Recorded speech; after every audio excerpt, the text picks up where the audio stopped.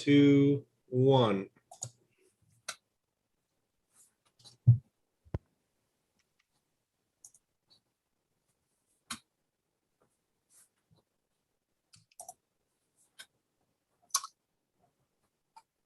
Hello, everyone. Welcome to our YouTube Live session. We'll get started in about a minute as we still have some people joining.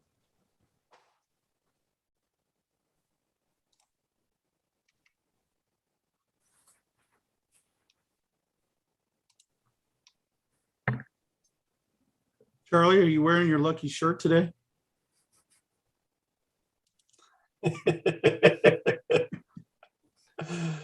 Are you wearing the same shirt?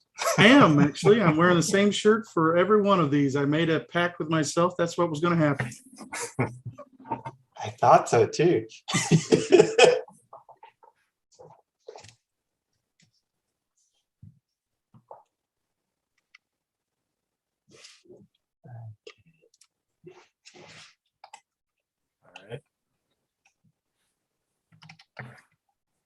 All right, why don't we get started?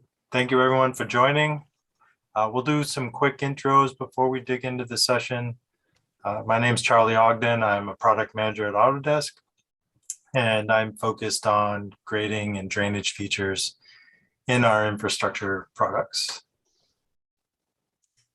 Yeah, I'm Val Koch. I'm a research engineer here at Autodesk, and I work mostly on grading optimization, everything optimization, but mostly grading.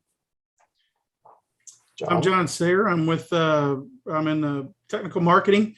I'm a technical marketing manager. I focus on civil infrastructure. I've had the privilege of working with these guys on grading optimization since it was not named grading optimization. What was Ground it? Force. Was Project Ground Force, right? I honestly was kind of hoping they would leave that name. I thought that was pretty cool, but been working with them quite a while on this, and they asked me to present, so I'm going to do the presentation today. Great. All right, so as you may see, today is session 3 or part 3 of our 6-part YouTube Ask Me Anything live sessions. We put these together to help you learn more about grading optimization for Civil 3D. But under this video in the description, you can find links to all the sessions, including the past ones that we did, in case you missed those. And also make sure to set reminders for the upcoming sessions. We have a couple more coming up. Feel free, I see some people are already telling us where they're from. That's great. Also, as we go along, ask your questions there in the chat. As John said, he'll be driving this session, so Val and I will help to answer questions in the background. And then at the end, we'll have a Q&A session if we have a lot of questions left. So take it away, John. All right. I'll move that over and share my screen real quick so you guys can see my screen, correct? Yes. Perfect. All right. Well, thank you all for joining us today live. First thing I want to do before we jump right into grading optimization is Charlie was having just a little bit of a problem with the object viewer, and I just wanted to give him like a 10-15 second tutorial on that. You basically, if you want to look at something in 3D, you can just select that object if it has vertical elevation and drop down to object viewer, and you can twist it like this, and you can see that the relief and everything across the project. So I believe Charlie was kind of moving it, and it was this. So way. yeah, Like, once you go upside down now, I think everybody can relate. Things get a little hairy. I told Charlie I was going to pick on him about that. So thank you folks for enduring that. All right, so we're going to get right into it. What I want to talk to you about today is detention ponds. They are near and dear to my heart. I like talking about detention. I love to talk about stormwater design and things of that nature. Hearing other folks talk about it, I absolutely love that. It's just a fun topic to me, and that makes me a little weird, I know, but that hopefully shows my excitement. So detention ponds, if you have ever had to design one, you know that there is a lot of iteration, okay? when I say iteration, change. Okay, so I don't know how many ponds I've done in my career, but I can tell you that I hardly ever, and I say hardly ever, maybe 1% of the time, get the actual volume I need the first time. So there's always iteration. You look at a pond, you try and use something that's standard to figure how many cubic foot of storage you need for your post-development flow. And you put that in, you factor that in, and you build the pond, and it's either too small or too big, or you don't have enough freeboard or something like that. So grading optimization does a very, very nice job of that iteration because it's so fast to do it. All right, we can change parameters. We can change slopes. We can do all of that stuff and rerun things very, very quickly. We can also gather the volumes or look at the volumes using the stage storage feature that's inside of Civil 3D. I'm going to show you some tricks to that today whenever you're looking at your volumes. So hopefully that makes sense whenever we talk about it. We have our detention pond here in this area, okay? Now, to start off, I'm not going to go through how to build this stuff, meaning these two lines or these three lines that I've got shown, these three polylines. I'm just going to jump right into it because the last two sessions they've covered very well how and what needs to be created, okay? And they've talked through the different grading objects. It's there. So I'm going to jump right in and just start talking about just the pond specifically. All right. So I do need to do one thing here. I need to remove the pond off of that polyline. So these lines that you see, they are polylines. They're just closed 3D polylines. This polyline represents the inside of our pond. All right. And actually it represents the outside of our pond. And this line is our grading limit. You know, if you've attended these sessions or used grading optimization at all, you have to have a grading limit for every project that you're working on. Okay, so there's a limit as to how far it needs to go out. You can have multiple grading limits. That's fine. In this particular project, we have a grading limit for the grading over here, and we have a grading limit for our pond. So there's two grading limits. So first thing we need to do, and what I do want to show you, is the grading object itself that we're going to use today. Not all of them or how we built it, but the grading object itself. So I'm going to select the pond grading object, and I'll pick my pond. All right. I'll bring this over. We're going to create a dry pond first. Now you can create wet ponds, and I believe we'll have time to show that because, you know, the volumes are a little bit different whenever you're doing a wet pond because you have a consistent water elevation that is stored inside the pond, and then your storage is on top of that. So you'll be able to see how it returns that. You can also create a safety bench. You have an aquatic bench, things of that nature that we can talk through. So to start off today, we're going to start with a dry pond. We're going to tell it what the minimum storage volume is that we want to achieve. Okay, this is where it pays for itself right here because we're telling it what storage we need. We're not building it with polylines and then trying to figure out the area that we have, or even using the traditional grading tools that we have in Civil 3D to generate that volume or to generate that pond and then calculate a volume from that. So we know that this pond, when it's done, will be at least 50,000 cubic feet, okay? We're going to set the maximum storage depth, okay, to 4 feet, all right? You can make this whatever you want, all right? We are going to leave this allow boundary change on, okay? What this means is if grading optimization needs to expand this perimeter of the top of the pond or the pond, you know, area itself, it can. We're telling it can, or it can shrink it. All right. That'd be fantastic, wouldn't it? All right. Because we know that every time we have to build detention or create a detention pond, the site plans we're given sometimes, it's a 3 acre, 4 acre, 10 acre site, and we've got this tiny 10,000 square foot area. We've got to build detention, right? So this helps us understand very quickly whether we can actually get the volume we need. So we're going to leave this on right now. All right, we're not going to have a safety bench. We're just going to do a dry pond. We are going to set the berm width to 10 feet. we are going to have it calculate a foot of freeboard. Okay. So this foot of freeboard, this can be, I know that this is different. Freeboard's treated differently in a lot of different areas. A lot of times it's a 100-year storm that you're calculating volume for, and then you put a freeboard on top of that. I've seen it to where the freeboard is actually like a 200-year elevation or something like that. So, and it may not be an actual foot, you know, it may be a foot and a half or whatever. You can change that right here before we start. And again, by the way, once we get in the optimizer, you can change all of this information directly in the optimizer also. So the inside slopes of our pond will be at 3, 2, 1. All right. So without further ado, we are going to jump right in to the optimizer. Okay. Now, before I do that, we do have a polyline that's shown right here. And I do want to show you something before we move on. This used to be a elevation offset. All right. That's what this line would be called. Now, we use the elevation offset. It would make it would make more sense.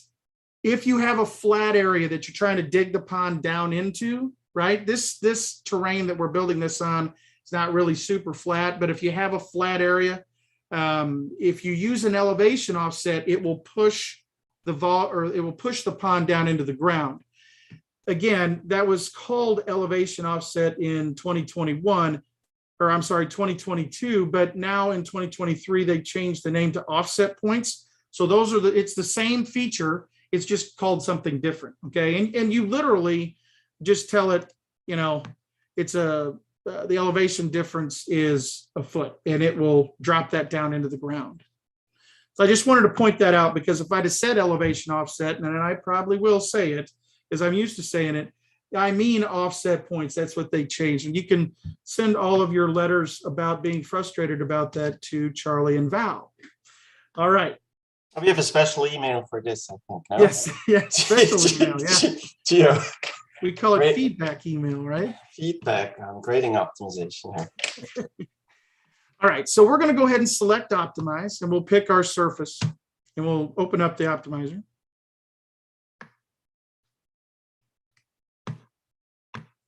If I can get my toolbar to come up. There we go. All right. Sometimes with Zoom, it opens the window and then minimizes it real quick. So you can see right here, we're showing just our pond. All right. And again, I always like to show this, doesn't matter what I'm trying to grade, I like to show this. If I select the outer limit right there, or just inside this area, this is the properties for my grading limit. Okay. And I can change any of that right here. I don't have to go back to Civil 3D, right? That's why it makes iteration so much faster. Okay. Is because we don't have to jump back to Civil 3D. We can just make those changes here, run it again, make changes, run it again. Okay. So we'll do that today. You also can see over here in our directory tree that you have a lot of different things going on in this model, but the only things that are on and will be considered are the pond, right? So it's on and it's visible. And we also have our grading limit, which is on and visible. And notice, like I said earlier, we have two grading limits. You can see that the grading limit right here for the pond is on and visible. So we're good to go. Hey, John, we have 3 offset points, yeah? Yes, we do offset points. I'm going to do that whenever I say it. So we do have the geo or the pond offset offset points set. All right, to on. We have a couple more that are working with the grading on the opposite side over here, but those are shut off, so they will not be considered. All right. Right here under optimization options, you want to be sure that this balance cut and fill is not on. All right. So if it's at 0, it's not going to take into consideration for cut and fill. We're digging a detention pond. You can, by all means, you can have it balanced for cut and fill. If you're in a pretty hilly, like trying to dig it into a hillside, you want to cut it out of the hillside, flip it over and fill, you can do that. In this particular instance, we will not. Okay. Because a lot of times, especially if you're in a flat area, it's just going to cut, right? So it's going to try and create fill somewhere else or place that cut somewhere else if you leave the balancing on. So we will leave this off for right now. just being sure that that's set. All right, we're going to go ahead and select optimize. And again, a couple of things while this is going through. You've got the new toolbar down here at the bottom that shows what's going on, and you can see there's a couple different things that's been added, and I talked about them in the new features video that we did for Civil 3D 2023. It goes through and does a pre-check. You also have the notification center right here that tells you if there's an issue with your model right out of the gate, which saves time.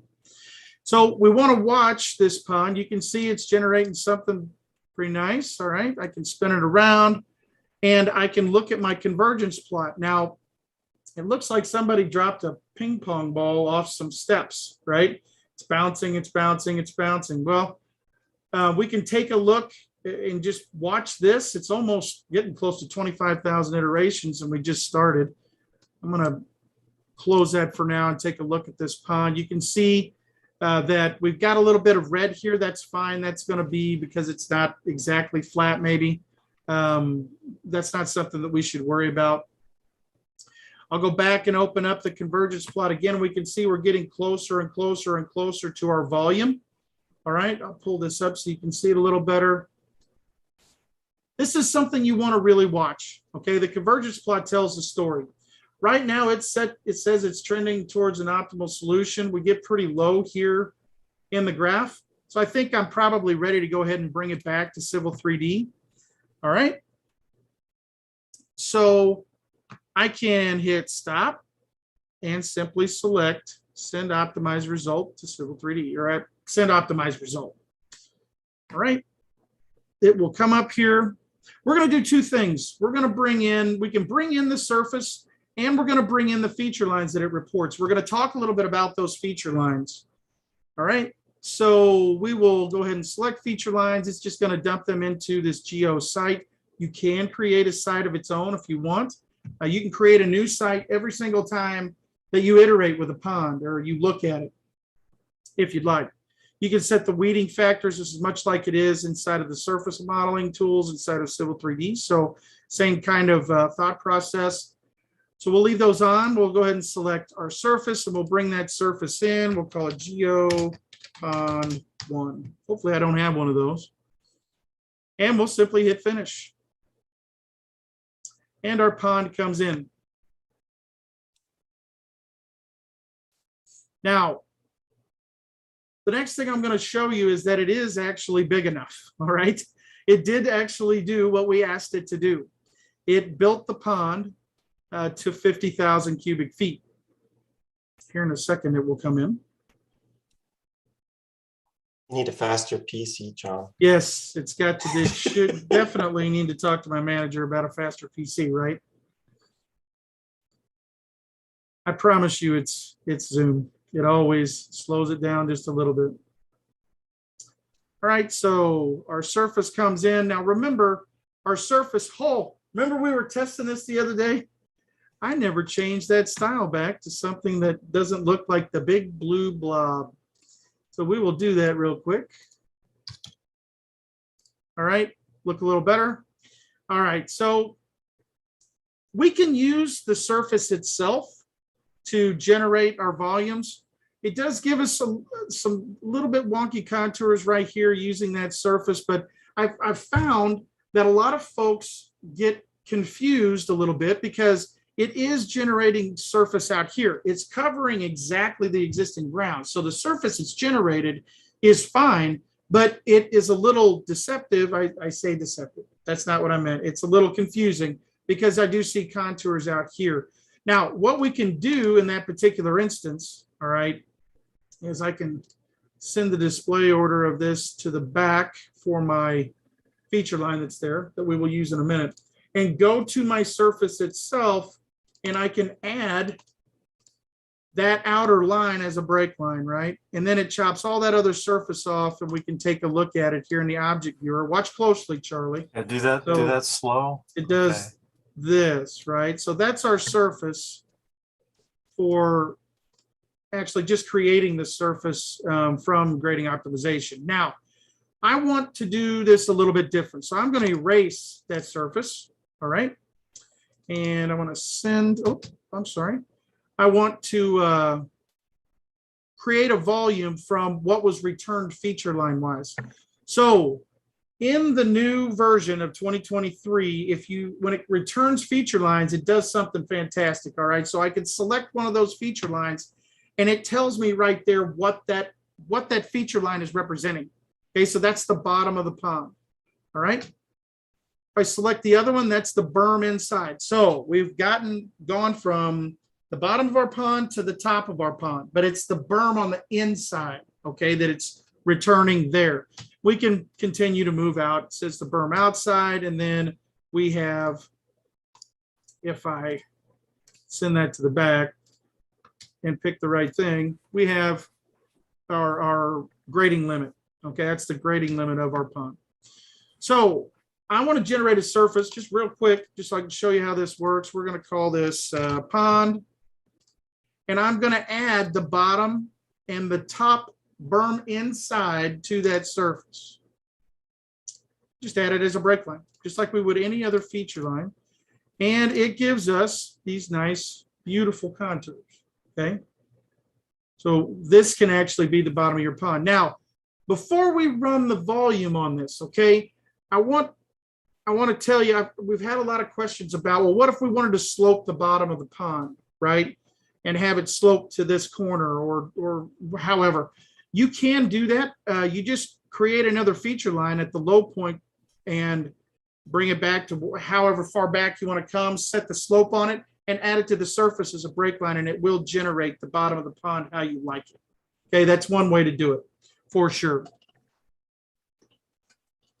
All right, so let's take a look at the volume. Now I'm going to run the volume first, how you see it right now. All right, so if I go to design under my analyze tab and I pick stage storage, all right, and I just hit define basin. We're going to do it from the surface contours, and I pick the surface contours. Okay, so it's 4 foot high, but look at our volume. All right, that's our average end area cumulative. It's at 42,000. Well, that's a red flag, right? Well, grading optimization must have screwed that up. Well, it didn't. Remember that when you're using the stage storage method, all right, or the stage storage feature, it's reading the volumes from the contours. Okay, so we're at 1 foot intervals right now. If we shrink that interval, it might get a little better. Don't you think, Charlie? Yeah, I was going to jump in and say that, but you just did. So. Oh, well, you can add to whatever I just said. I got excited there. So yeah, it is a stage storage tool, so it's looking at the stages. So the smaller the increment of your stages, the more. And we're going to precise. put this in at 1/100 of a foot. Now it's going to be a blue blob. All right. There's of course other ways you could do this too, but this is probably just a quick way. I mean, you could use the volume dashboard with a flat surface, just to check the volume. We've Let's done check that it. too. Let's check it again here. All right. And we come down and we want to look at, remember, it figured in the foot of freeboard, right? So if we go to the bottom, well, good grief, it screwed it up again, right? 67,201 cubic foot. I asked for 50,000. Well, remember, it's adding the volume for the freeboard. So we need to drop to 5572.88. So let's do that. 5572.88. And look at that, 50,453. That's pretty close to 50,000 cubic feet. All right, so if you're wanting to check it to see if it's calculating things correctly, we just, I'll be honest, we went through before we did this session, we hammered on this thing pretty good to be sure that we were telling the truth. And you see right here that we are, all right? So the volumes are correct. I'm going to change that surface style back to our 1 foot interval. All right. Now, I'll go ahead and erase this surface too. And you know what? I'll erase the feature lines too. We're going to, did that erase my, oh no, didn't erase my pond. All right, so I'm back to my actual pond itself, okay? What we started with. Now, what I want to take you through next is we're going to build a wet pond. I want you to see that. So we're going to go right back into Optimize and select our finished grade surface.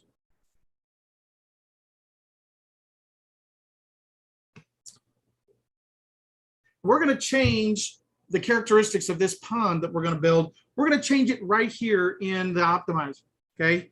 We're going to go right back over to our pond and select it, and we have all the properties for our pond, okay?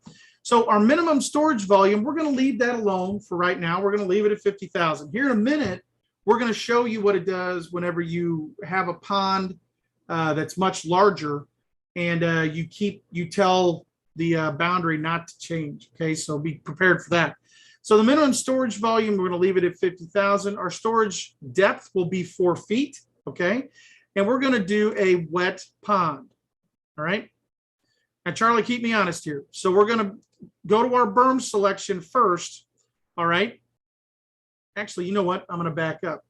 We're going to go ahead and tell it to build us a safety bench, okay? Look what happens when we select safety bench. It adds another step down here.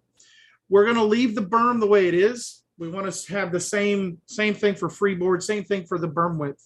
We are going to leave it alone and let it allow boundary change so we can move in and out. We can look at the safety bench, okay? So the safety bench itself and the permanent pool, well, the safety bench itself.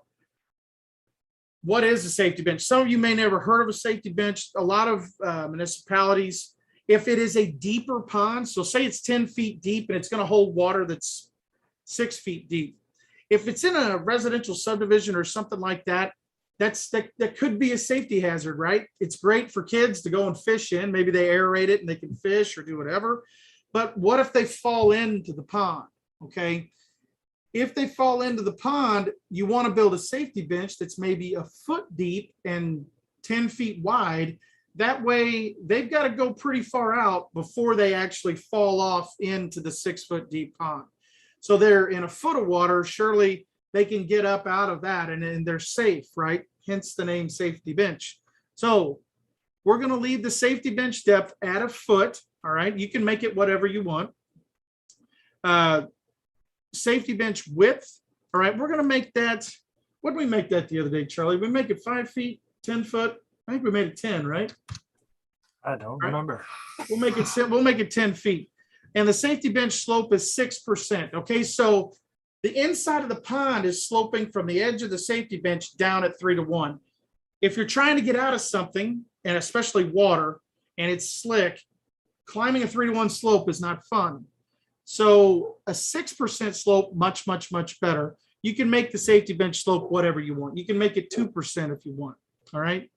Now, we're going to drop down and create or tell it what we want the permanent pool to be. So this is going to be how deep the water is at all times, okay? So the permanent water depth, we're going to make that 4 feet. And the aquatic bench width, we're going to make that, we'll just leave that 5 feet, okay? So again, the aquatic bench slope, that is going to be 6% also. So it's going to kind of tear down, all right, to the bottom of the pond. All right, we've made all the changes that we need to make. Let's take a look at how it optimizes. So we're going to go ahead and select Optimize.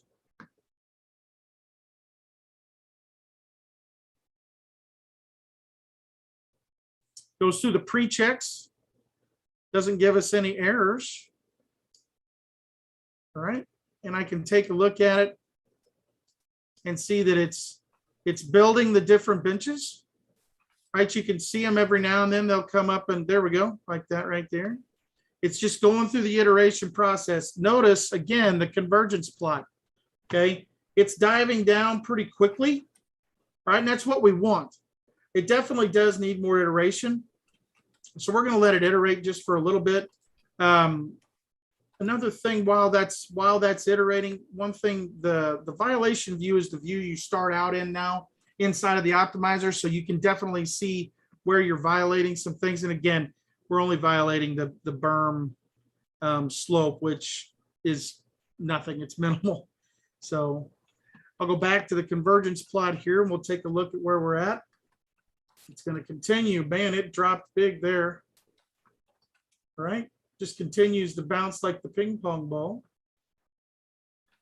Now, if we're happy with the way the pond looks, so I can zoom in a little tighter, I can see that it's slowing down just a little bit on the berm itself. If I want to, leave that or stop this at any time, I can. I don't have to wait until the green line starts to show the solution likely.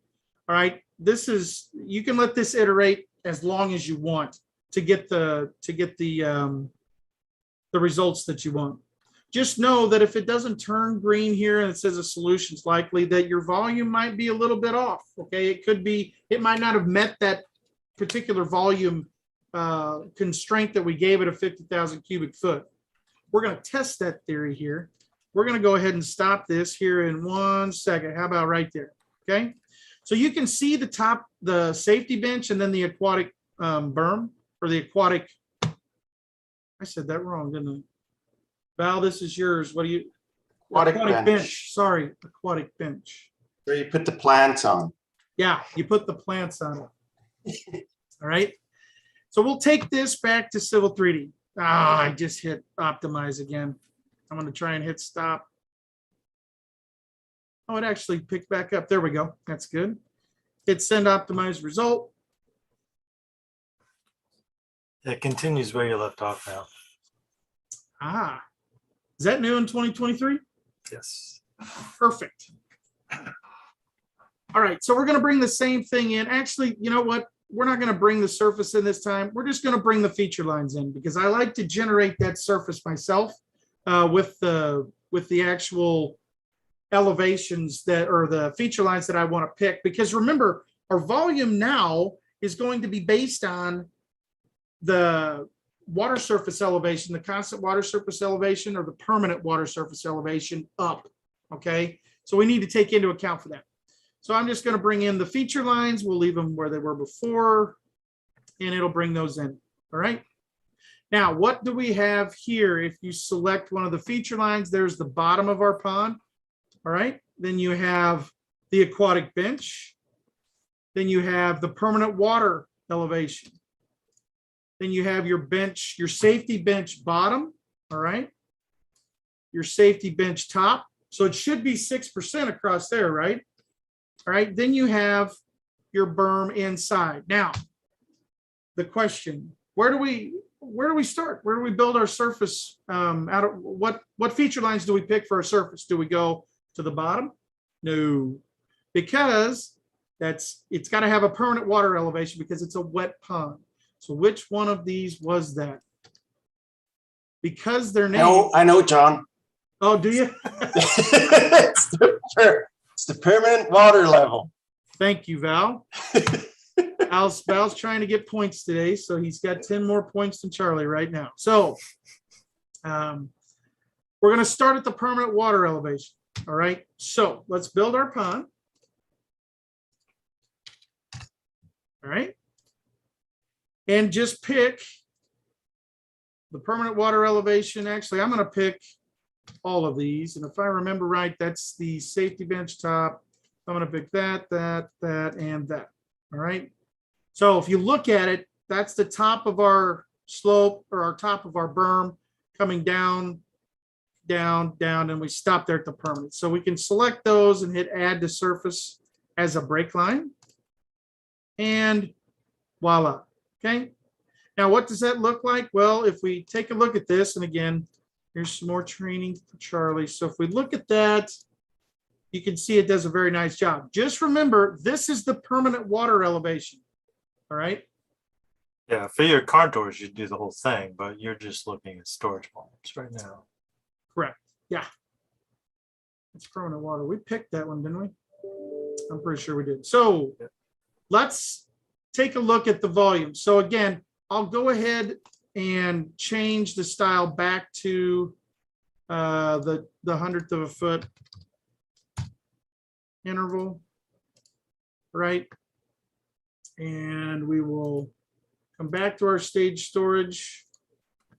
and define that pond. So if you look at it, we're going to have a few wonky elevations here at the beginning. Actually, it did a very good job.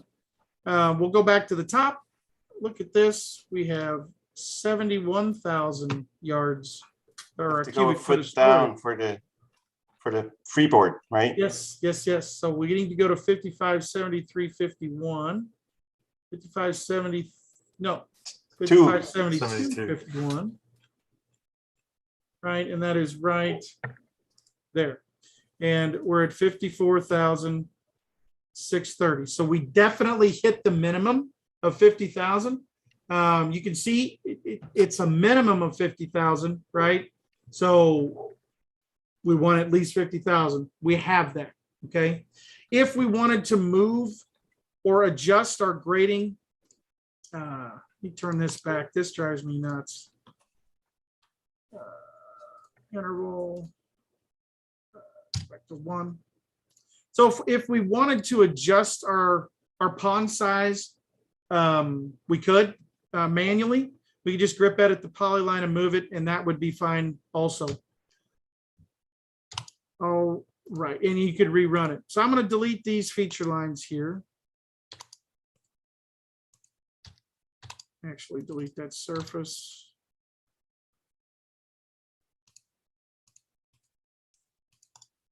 All right, So and yes, John, I got disconnected before. So about the boundary, did you talk about that?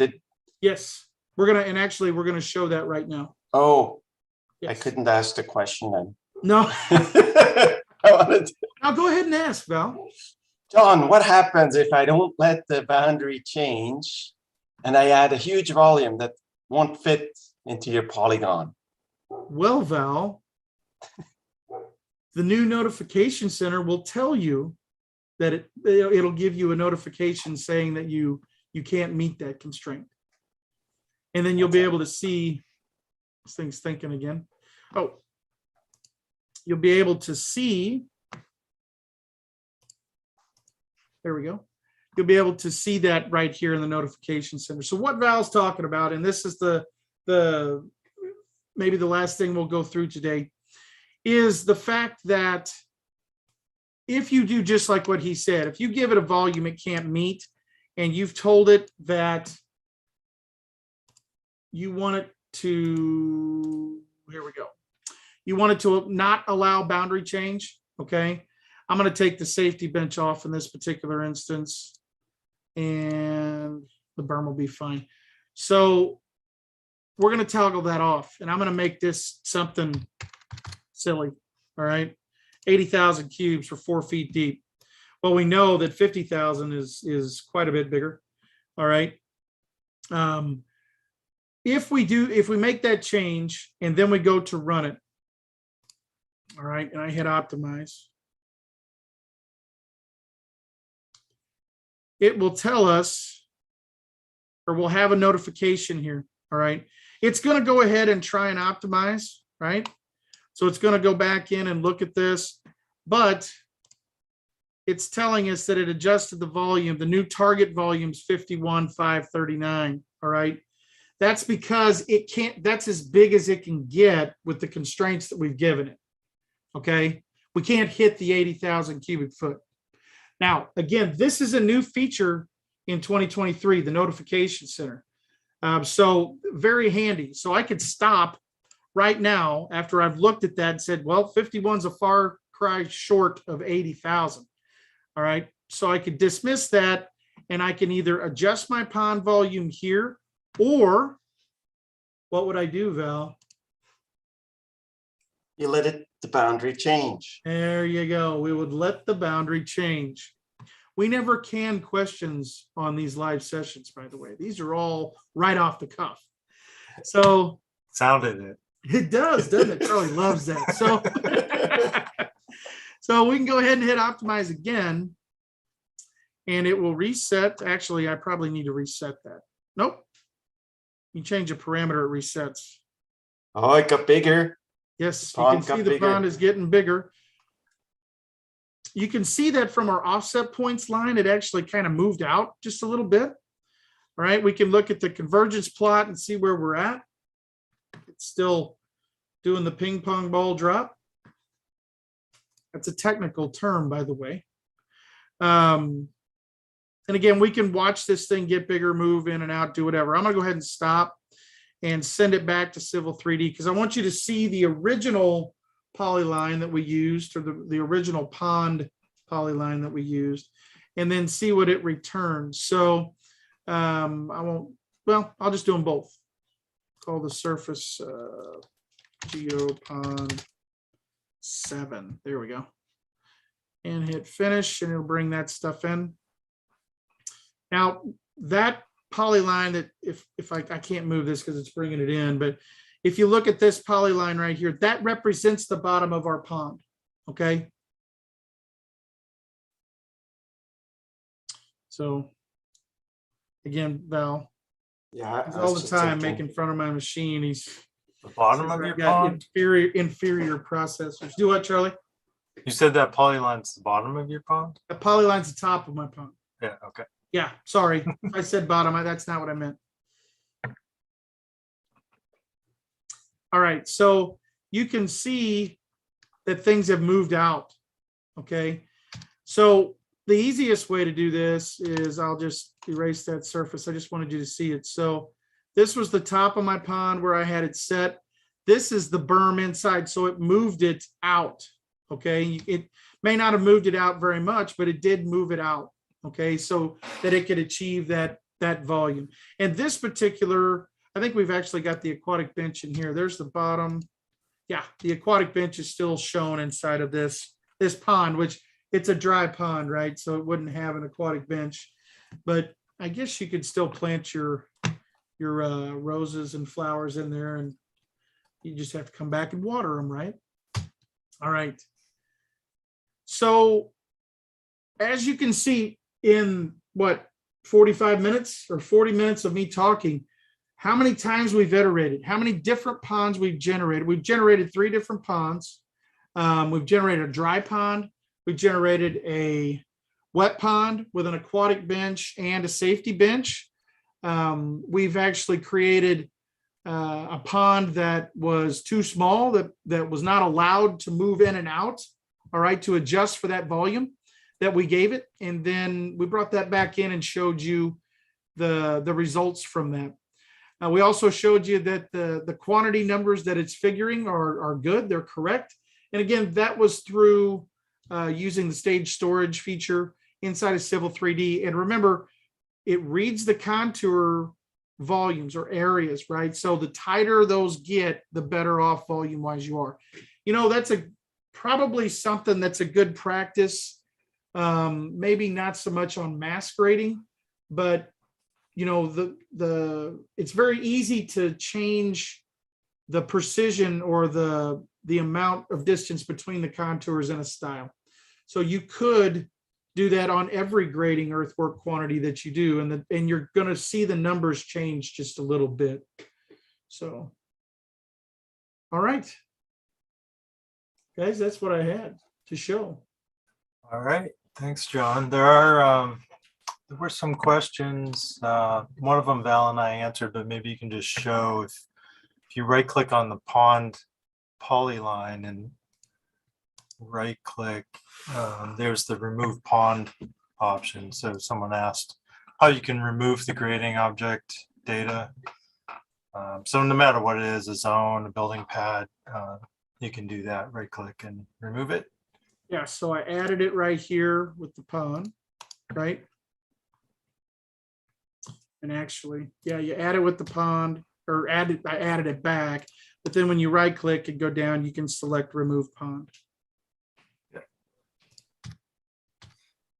And there was another question about in the pond setting elevations instead of depths. The depth might not be known. I think maybe this was about the permanent pool depth. I'm not sure. Permanent So I mean, there are a couple depths that's in there. Groundwater, right? Yeah, so I mean, right now Okay. we did go with depths for everything just because they're all relative to each other. The whole pond could be going up and down, so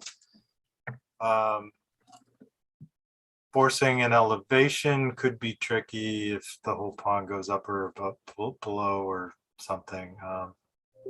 Yeah, but if But you can could see put a bounded point, right, on the Sure, berm. yeah, for the berm.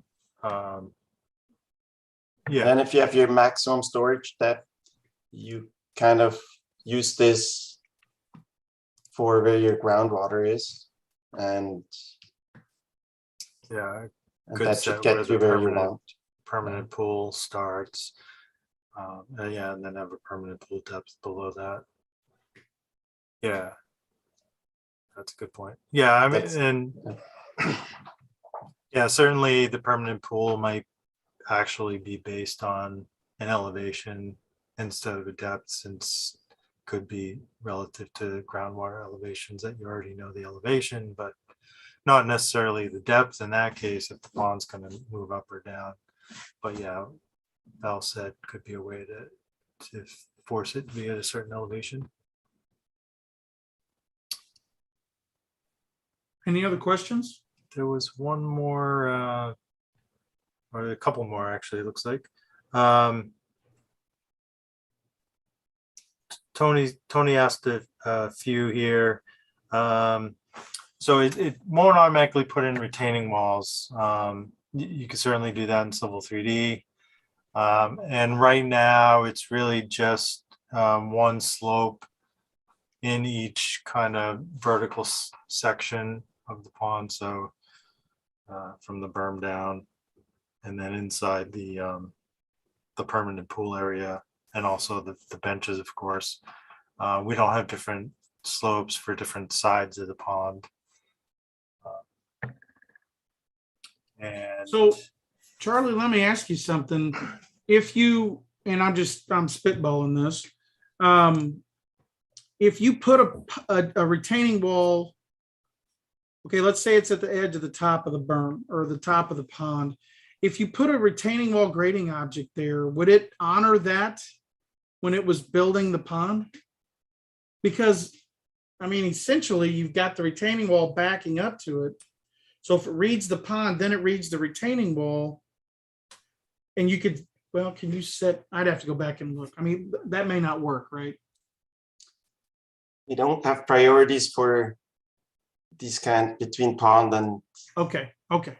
but I think since we added retaining wall later, your pond is probably going to be on top of the retaining wall.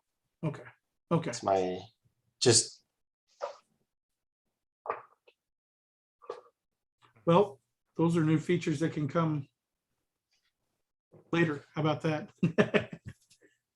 All this feedback's great feedback because it helps develop the software. It helps develop the tool itself. So, and you can build your pond, then you know where your retaining wall is going to be. And if it's outside the berm, it's all going to be fine. You just place one there. yep. And regrade it, and they will work together. yeah, and yeah, someone agreed entering absolute values, elevations instead of the relative depths makes sense. Someone Yeah. commenting stage storage and the grading tool work together automatically. Something we can look into going forward, I guess. So Tony asked again if you could build a pond with walls around for the wet pond. And yes, I think you can. If you build the pond first, do a first run just having the pond, then you see where the boundary is, if it grows, for example. And then you can just place walls along this boundary and run it again. Well, I mean, and you can, these are feature lines also, just like any other feature line inside of Civil 3D. So if you wanted a retaining wall, you could just simply select it and offset it. And offset it, you know, a foot for your wall, and then offset it like, I don't know, 1/10 of a foot, and tell that to pin to the existing ground surface, and then your walls are done. If it goes around and encompasses the whole grading. You can chop those feature lines too. Sometimes it's, And if you assign a retaining wall to this offset that you just said, it will only make the wall where it needs to. So where it doesn't need to have a wall, nothing is going to happen. It's just terrain, and it appears where it needs to have a wall. Yeah. And someone asked what other structures we can make with grading optimization. If you watch the first two sessions, we covered a few of them there, right? So there's a building pad object to kind of represent the slab of a building, flat area elevation that you'd want to set. We can also set or create basically curbs, grading of these objects really is what we're focused on. They're not necessarily BIM objects, but grading for building pads, ponds, curbs, retaining walls, which I don't think we showed and we haven't shown yet. I think that might be in the next one of the upcoming sessions, right? Val, I don't think we showed that in the first two. No, we didn't. Yeah. You just made it. So an stay item. tuned. That'll be yeah, that'll be coming up. Yeah, I think that's it for questions here. You guys All have right. any other comments, or we good? Well, I just want folks, I would encourage you to just take an existing ground surface, draw a shape of a pond, and use geo, all right, or grading optimization. Use grading optimization to grade that pond. All right, you saw how fast we're able to iterate. I'm telling you, and I know that there's people on, live with us now that have had the instances where it takes you, 2 or 3 hours to size a pond. It could take you more than that just to get the right size and shape of a pond. And the iteration process is very, very slow. All right. Because then if you're doing it manual, you're having to list all of those polylines to get areas and then doing the math yourself and all of that. Even if you're not using the stage storage feature. All right. I've seen folks doing that and didn't know that was there. That right there in itself saves you time. Okay. But the fact that you can iterate so fast and it grades that pond so fast and it gives you the correct feature lines that you can then build off of, right? It's not just grading, contour lines that it gives you or a surface. It gives you the physical feature lines, and then we can continue on out. There's going to definitely be instances like, say, if this detention pond was right next to a parking lot, right? The back of curb is here and the pond starts 2 foot off, right? Well, you could start the top of the pond is most likely going to set the elevation of the pavement right there that's 2 foot away. So you could offset that top of berm and what elevation you need to start at with your parking or what elevation you need to hit at. And again, you might not even need that feature line elevation because you've already graded your parking lot with grading optimization and included the pond in with it. Okay. Definitely want to stress that. If everything that you've seen in the last 2 sessions, if you go back and look, all of it incorporates together. Okay. So they did a parking lot and a building pad and everything Charlie spoke about just a second ago. This pond or a detention pond, if you want to grade it all at once and have it take into account for earthwork, you can do that. All right. You could have 5 ponds that you're calculating at the same time or generating at the same time on the same site. Okay. So keep that in mind. You just keep plugging things in and moving up the trail. Sorry, I got on a soapbox there. Had to get my last bit in, right? John wants to make sure we hit an hour here. I'm done talking here. All right, great. Well, thanks everyone for joining. This session will be saved to our channel, so feel free to watch it again anytime. Share it with your coworkers. Also, set your reminders for the next sessions. We have 3 more sessions for this grading optimization YouTube live series. And again, you can find those links to the new ones and also the past ones that we did. The recordings for those are down in the links below under the video. So yeah, thank you everyone again for your time. Thanks to the team here behind the scenes helping us out. And have a great day, and we'll see you again soon. Thank you. Thanks, everybody. Bye. Bye.